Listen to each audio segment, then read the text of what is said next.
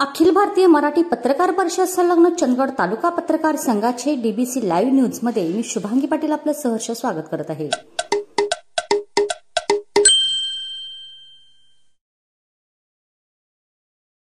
गेले कित्येक महिने तिलारी घाटातून एसटी बसेस वाहतूक बंद करण्यात आल्याने गोव्याकडून बेळगाव आणि कोल्हापूरला ये-जा करणाऱ्या प्रवाशांची गैरसोय होत आहे। घाटातून एसटी बसेसना प्रतिबंध करण्यात आला आहे, मात्र ट्रक, टँकर व इतर अवजड वाहने बिनधकत ये-जा करत आहेत। याचं आश्चर्य व्यक्त होत आहे। घाटात एक ठिकाणी रस्ता खचला होता, या कारणामुळे घाटातून एसटी बसेस आणि अवजड वाहने बंद करण्यात आली होती। मात्र एसटी बसेस वगळता इतर सर्व वाहने बिनधकत सुरू आहेत। आता या घाटातील खचलेल्या रस्त्याची डागडुगी केली आहे, असे असताना अद्यापही एसटी बसेस वाहतुकीला परवानगी देण्यात आली नाही। इतर सर्व वाहने सुरू आहेत। एसटी अधिकारी आणि बांधकाम विभाग एकमेकावर ढकलत आहेत। घाटातून होणाऱ्या वाहतुकीबाबत रस्त्याची तात्कालीन परिस्थिती पाहून जिल्हा अधिकारी यांनी 31 ऑक्टोबरपर्यंत सर्व अवजड वाहनांना बंदी घातली होती। दरम्यान खचलेला रस्ता दुरुस्त करण्यात आला आहे।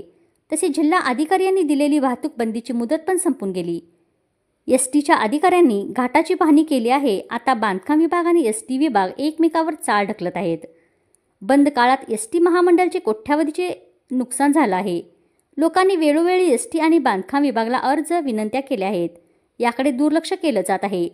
किमान हा मार्ग वर्षभराला तरी सुरू होणार का, अशी विचारणा होत आहे।